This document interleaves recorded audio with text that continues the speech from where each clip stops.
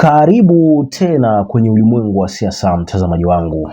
Pale wa Munyoro, Rigathi Gachagua ameulizwa na waandishi wa habari kwamba Rigathi, ikitokea IEBC wamemtangaza yule candidate wa William Samoei Ruto, candidate wa UDA, utafanya nini? Kwa sababu na nyinyi huko DCP yenu mmeamini na mnaamini kwamba nyie ndo mtapata ushindi mwisho wa siku. So mtafanya nini? Rigathi unajua alichokijibu? Anyway, nisiseme au nisiwasimulie alichokisema wakati yeye mwenyewe kuna video yake akisema au akijibu swali hilo kwamba je, na hiyo morali yote ambayo mnayo kwamba mtapata ushindi DCP, ikitokea IEBC wamemtangaza yule wa UDA, mtafanya nini? Sikiliza hapa alichokisema Rigathi Gachagua. He's the one who was shooting from the rooftop. What kind of impunity is this? William Ruto, just how desperate are you for this OLKALOU seat?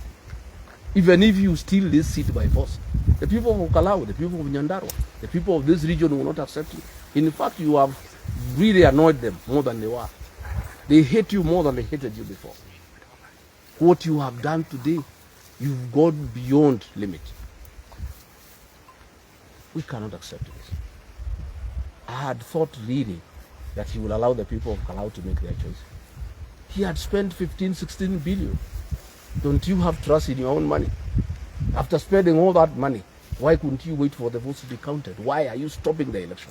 Why do you want to interfere with the will of the people? Why do you want to stop the counting? Why do you want to stop the election?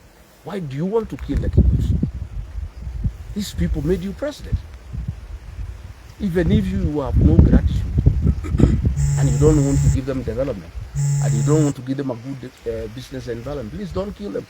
Don't fight them. And Douglas Kaja, what are you waiting for? Just resign and come back home. You are such a disgrace. President is running the police force behind your back with his tribesmen, and you are just there, flower girl. You are past retirement age. You are given extra years. Just take retirement and come back here in the village and stay with us. Because even the villagers here are asking, what kind of a man are you? That your kinsmen are being killed by the very people you command, and you are helpless. And then when you ask, you say, is William Ruto, he's the president, there's nothing you can do. Asante. Yeah, question, Your Excellency. What happens in the event that the other candidate is declared the winner in today's by-election? It is not possible. They will have to kill the people of OLKALOU. The people of OLKALOU have said the winner of this election must be announced. They either have to announce the winner, who is the DCP candidate, or cancel the election altogether. Then we can repeat it again, if that is what we want. And the result will be the same. It will even be worse. They don't even have 5%. And I knew they would not even have 5%. They were just eating Ruto's money. These Kikuyus, I know them, and I talked to them, and I told them. And Ruto is just realizing 16 billion shillings down the drain. That's why he's so angry. That is why he's sending people to kill the people of OLKALOU. And Douglas Kaja is just allowing it. Why can't you resign? How do you complain that there's nothing you can do because the president has ordered the massacre in OLKALOU? Just resign and go home and come and stay with us here. Surely. Thank you. Clement, you have a question? So, maybe just one. Do you have an independent system of tallying votes for DCP? Yes, we have. If they allow the counting, and I believe the people of OLKALOU will protect the polling station. So far, since 12 o'clock, for 3 hours, they have refused the rogue police officers to gain entry into the polling stations.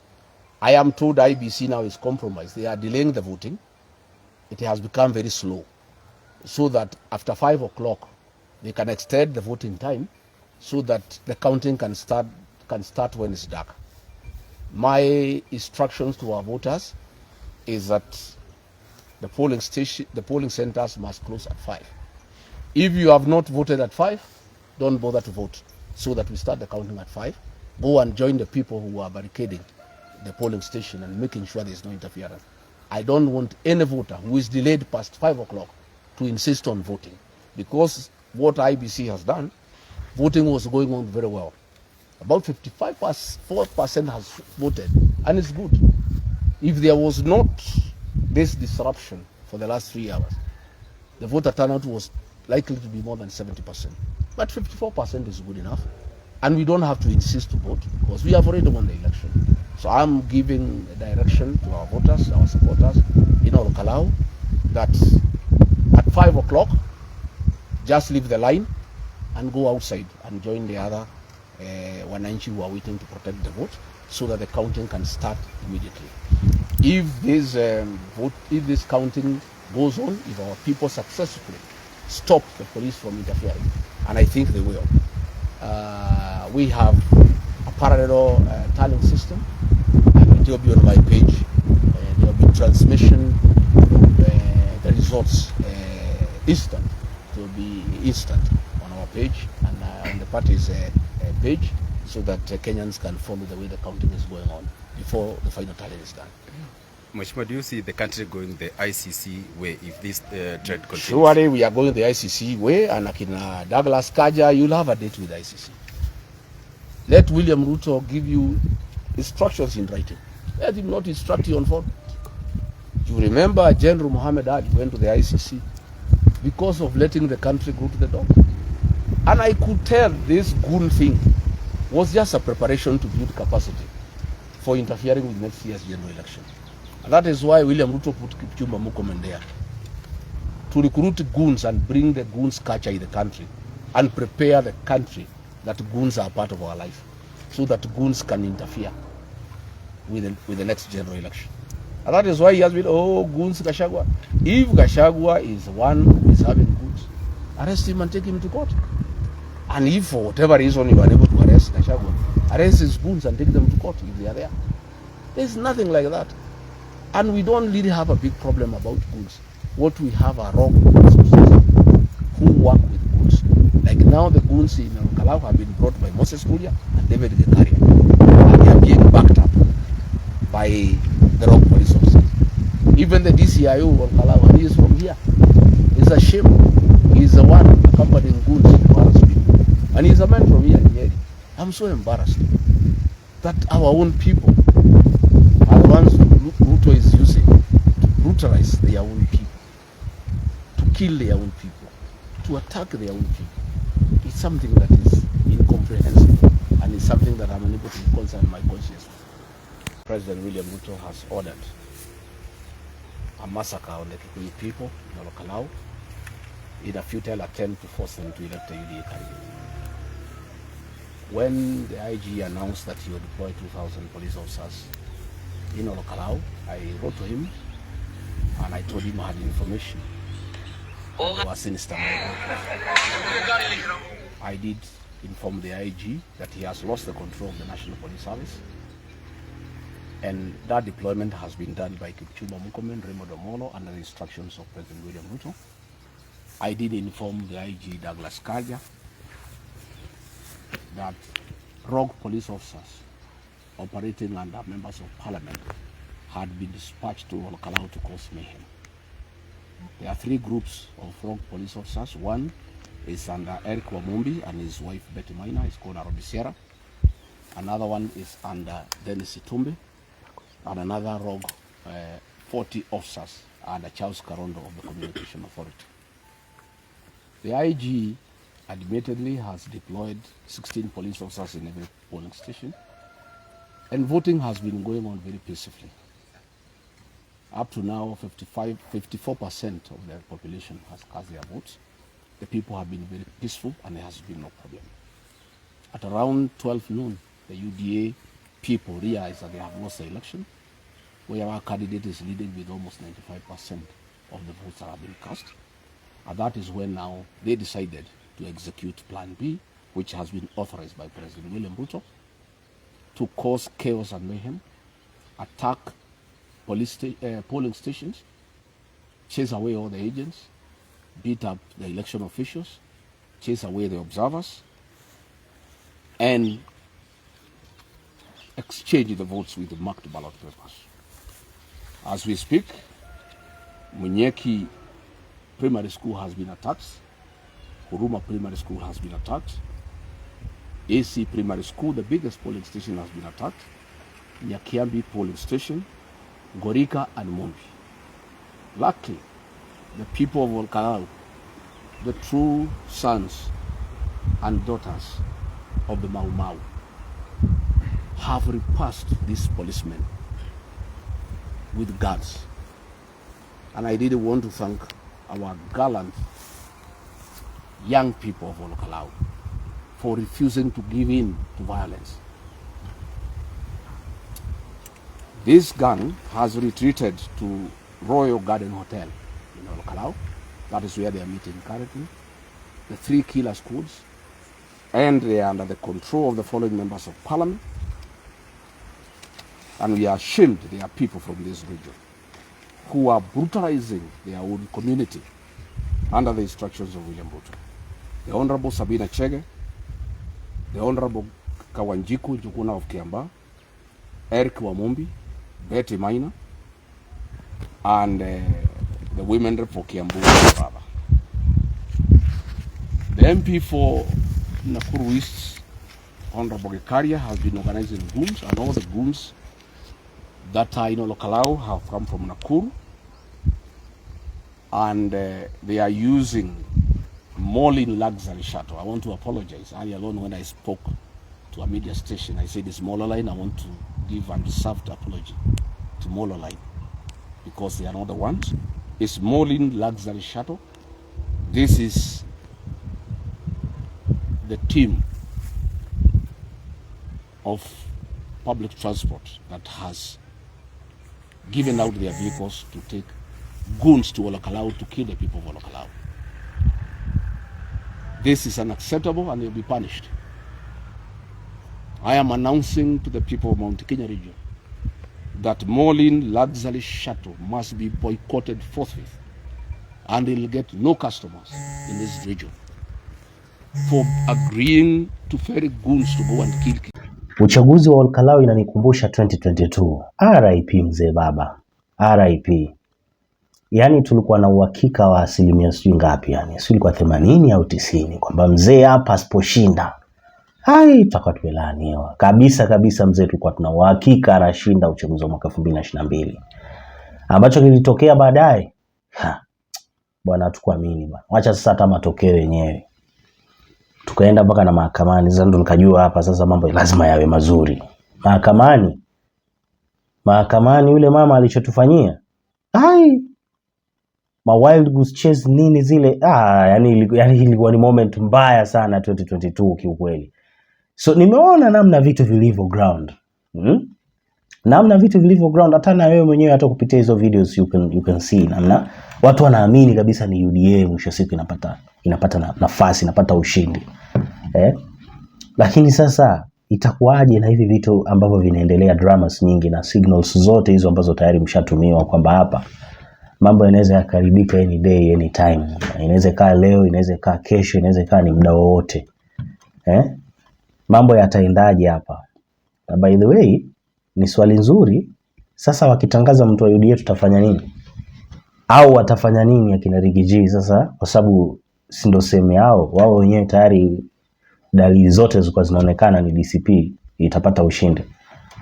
Na waangalia polepole viongozi wa UDA upande huo mwingine hata kwenye mitandao yao ya kijamii, na wao pia wanajiamini kwamba tutapata ushindi wa OLKALOU. On the other side pia hivyo yani ni the same thing tu, wanajiamini watapata nafasi ya OLKALOU. Sasa hapo kidogo ndo kuna kuwa na issue. Unanielewa mtazamaji wangu? Hapo ndo kuna issue. Timu hii naamini tunapata ushindi. Timu hii pia ndo hivyo tunapata ushindi. But again, honestly speaking, DCP kama sio tu maafisa wa polisi kwenda sijui kwanza kuvuruga, sijui kufanya nini, hizo drama zote za kushoot. Sasa watu wana shoot kwenye nani huko juu, sunroof wana shoot. Kama sio hizi drama nyingi tu kuingia polling stations, sijui kufanya nini, hivyo vitu drama tu, DCP walikuwa wanapata ushindi. Lakini sasa Kenya mambo sio hivyo. Yani nimeona mtu amecomment kwamba hapa ushindi bwana unachukuliwa, haipeanwi.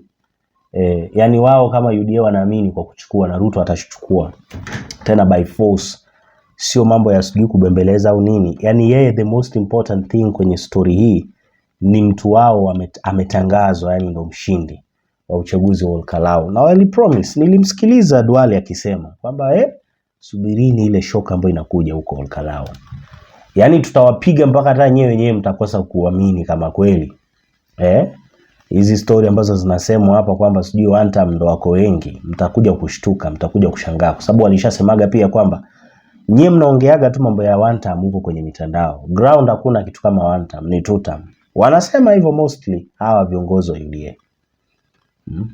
But again, sisi tunajua ukweli kwamba hapa wanafanya vizuri DCP. Hapa OLKALOU wanafanya vizuri DCP. Hiyo tunajua. But again, sasa tena ushindi Kenya when it comes to mambo ya kura sio waliyepigiwa kura, wanao control kura yenyewe. Kwa sababu kura sasa wanao control ni wale wanaohesabu, wale wanaotangaza na wakishirikiana na wale ambao wao wenyewe wanataka washinde.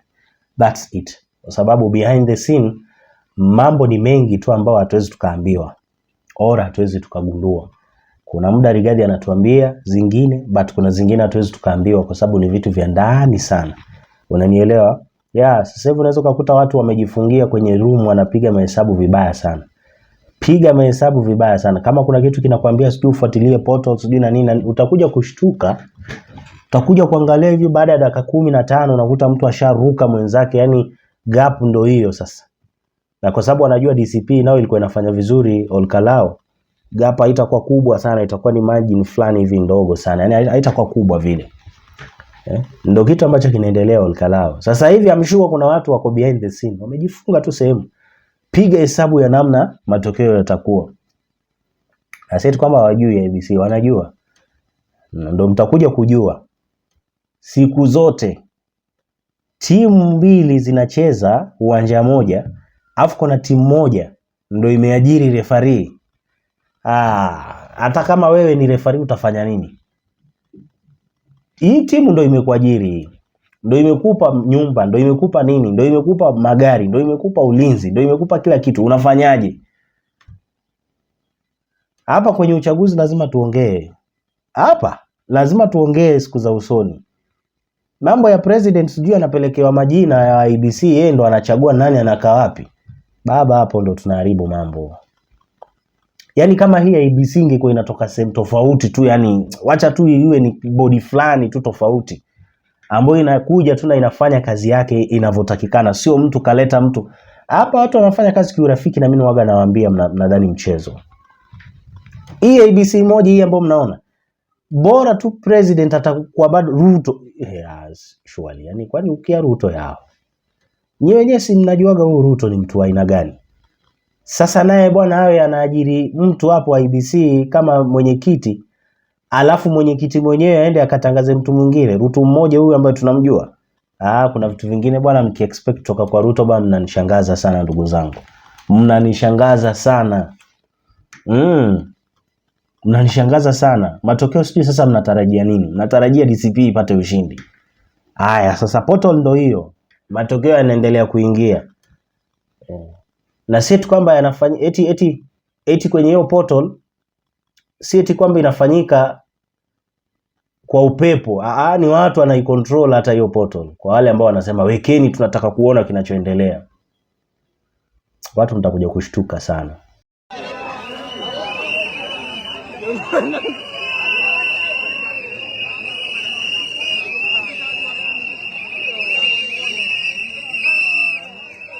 One time.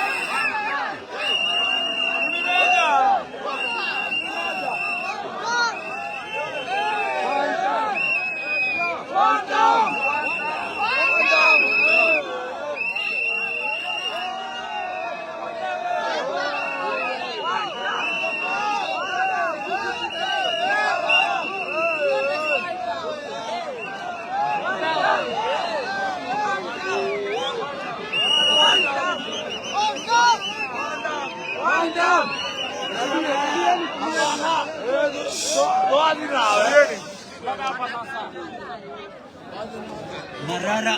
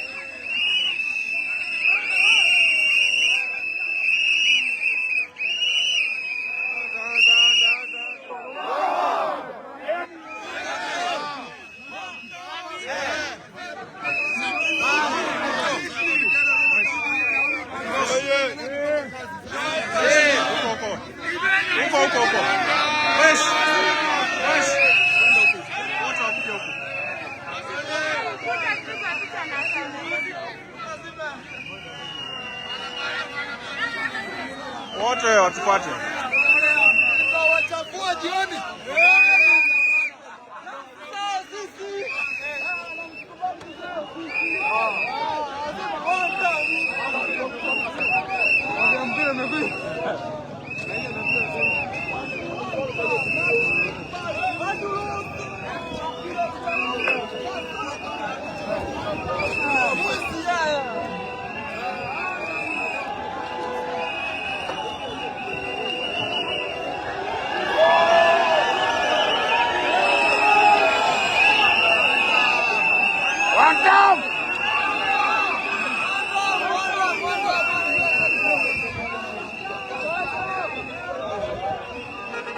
Na msisahau nilichowaambia. Niliwaambia kwamba hii OLKALOU hii inatakiwa kuwa picha kamili ya mwaka 2027. Najua opposition watakuja kushikana. Watakuja kupata wawakilishi wawili tu. Mtu na running mate wake. Itaonekana wazi kwamba Ruto atoboi. Lakini baada ya uchaguzi mtasubiri nini? Matangazo kutoka kwenye tume ya uchaguzi ya IEBC. Na hapo ndo watu watashtuka kabisa. Na mimi nimewambia leo tarehe ngapi? 16 Julai. Baba, mshangao ambao unakuja hapa mbele utakuwa ni mshangao mkubwa sana. Yani Mwenyezi Mungu maybe atuokoe yani, kwa sababu yani nimejaribu kuangalia njia zote bwana. Sijui tutapitia wapi na William Ruto. Huyo mtu yani itakuwa ni vibaya sana. Anyway, niachie maoni yako hapo chini kwenye sehemu ya comments, lakini muhimu kabisa subscribe kwa ajili ya kuendelea kupata taarifa nyingi na mpya kila wakati. Make sure na like video hii hapo, tutakuwa support sana. Tupatane kwenye video ambayo inafuata. Bye bye.